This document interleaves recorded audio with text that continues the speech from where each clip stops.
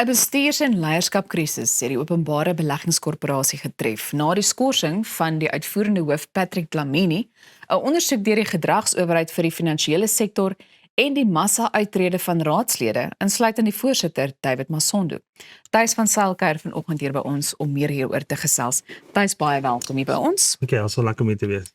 Goed, ek dink voordat ons begin met hierdie gesprek wil ek net eers vra dat jy vir ons verduidelik wat presies doen die OBK en waarom is dit belangrik dat Suid-Afrikaners bekommerd moet wees oor hierdie kwessie? Ja, ek dink net vir ons kyker daar buite, dit is amper makliker om dit te vertaal na Engels as die PIC, want mense ken dit as die PIC, jou Public Investment Corporation.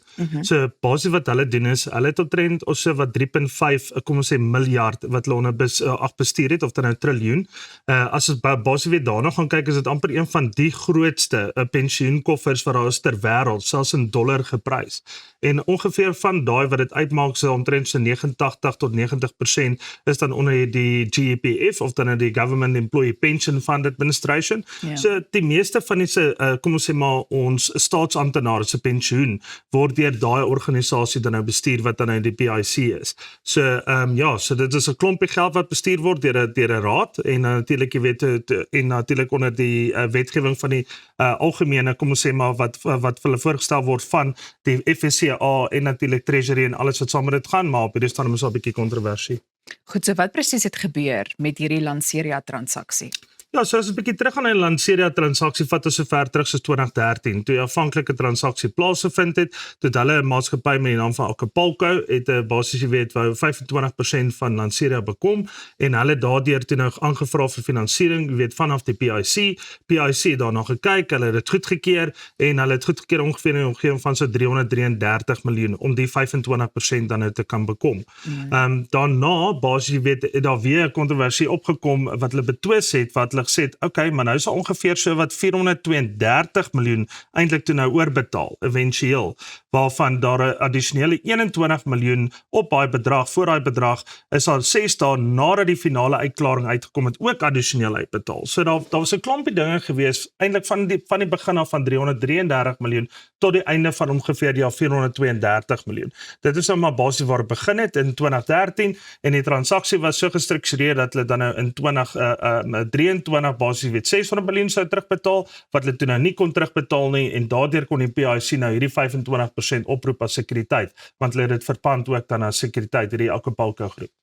So kan 'n mens reeds daarna verwys as 'n bedrogspel of 'n sogenaamde scam? Ek sal nie sê ja, bedrogspel of scam nou al nie, maar ek dink dis definitief 'n waardasieskandaal, as jy dit 'n woord wil gee. Want 'n mens sal tog dink dat daai tipe van, kom ons sê aktuariese tipe van struktuur wat agter die PIC moet wees, gaan van so 'n aard wees wat dit 'n geouditeerde stelsel byvoorbeeld sal opgehardloop word en dat die syfers absoluut sal sin maak. Jy weet, soos enige ander pensioenkorporasie sal hulle basies weet hulle agter mekaar wees en as jy vir iets vra, sal dit ook onmiddellik beskikbaar wees. Maar as jy 'n onafhanklike ouditeur moet aanstel om te gaan kyk wat het daar gebeur en daar kom sulke kontroversie uit soos wat hier uitkom, met byvoorbeeld as ons gaan kyk na waardasiemodelle. Ek bedoel, 'n maatskappy soos 'n pensioenadministrateur is veronderstel om die beste, kom ons sê, valuasiemodelle te hê in die wêreld vir dat matter as jy dit so wil stel, want dit is tog een van die grootste groepe. Maar sodra jy dan nou sien, ja, maar hier's 100 miljoen hier missing, hier's 80 miljoen hier missing, hier's 21 miljoen eers 6 dae nadat die finale syfers al oorbetaal het.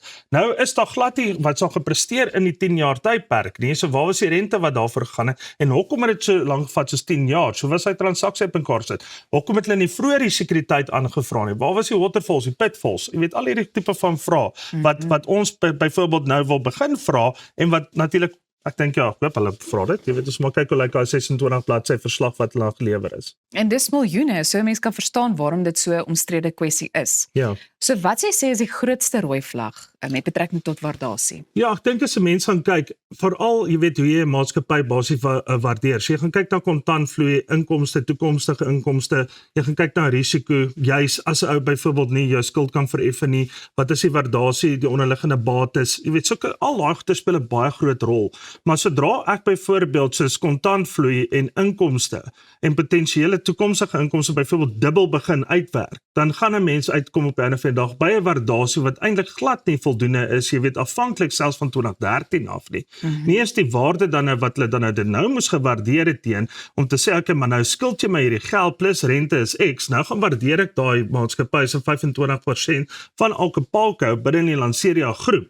En dan sê hulle byvoorbeeld, nou kom jy op 'n waarde uit van byvoorbeeld 600 miljoen. So as jy by 600 miljoen uitgekom het teen 'n skuldwaarde van 433 by al mens, dan het ons nie nou hierdie gesprek gehad nie. Maar as jy byvoorbeeld jou waardasieproses nie reg in plek is nie en dit maak nie sin nie, kan ek nie basies daai 25% se aandele opneem teen sekuriteit en nie die waarde nog steeds hê van die afhanklike skuld nie. En dan eers sprake van 10 jaar se rente. 12 jaar se rente nie. En al daai goedjies wat ek nou vir jou sê, kom nie mooi in een nie. En dit is hoekom hierdie vraag gevra word. Nou wil baie mense weet waarom hierdie kwessie in 'n volle bestuurskrisis ontaard het. Ja, jou grootste probleem wat jy nou het is byvoorbeeld as 'n ou by iemand het soos David Masondo wat sit as die voorsitter. Wat eintlik nou moet begin antwoorde gee, jy weet op hierdie 26 bladsy verslag wat dan natuurlik weet aan die FSCA gegee was, aan die raad gegee was en aan die parlement gegee was. Om nou te gaan sê maar hoe lank gaan dit vir ons vat om daai antwoorde te kry, nommer 1 en nommer 2 is wat gaan gedoen word daarna. Want ons het dadelik gesien, jy weet toe hierdie goeders uitgekom het, toe is die Chief Investment Officer van Heden is onmiddellik jy weet ontslaaf van geraak. En dan natuurlik as ons kyk daar's top executives wat ook dadelik van ontslaaf geraak het en later bedank het. So wat 6 van die 9 raadslede is klaar weg in 'n kwessie van 2 weke. So jy sit klaar daarna met 'n bestuurskrisis, maar potensiëlik ek dink die ander kant van die saak is dat jy weer nuwe, kom ons sê tipe van mense inbring wat daai goeie sal ontbloot en hopelik by die kwessie kan uitkom sodat hierdie goeders nie weer gemaak word hierdie tipe van foute nie. Goed, so sou jy sê staatsamptenare se pensioenfondse is nou in gevaar of in gedrang?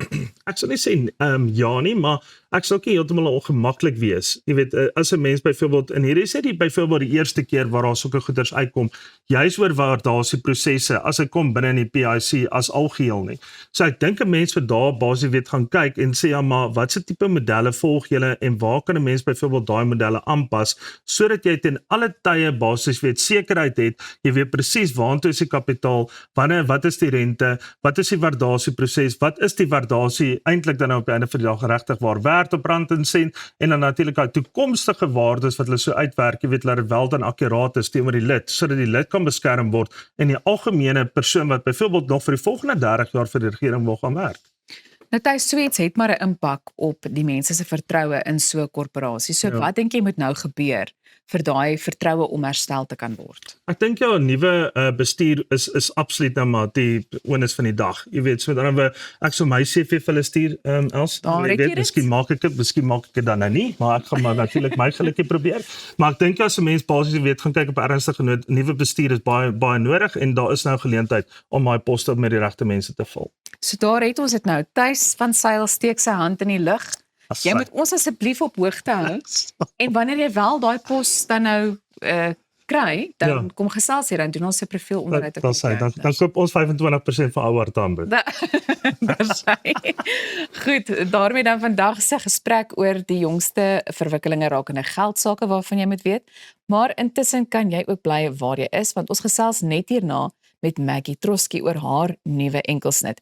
Is ingeskakel by Goeiemôre Good Morning. Maak ook seker jy gaan maak 'n draai op ons YouTube kanaal om weer na al hierdie gesprekke te gaan kyk en te luister en volg ons ook sommer op sosiale media.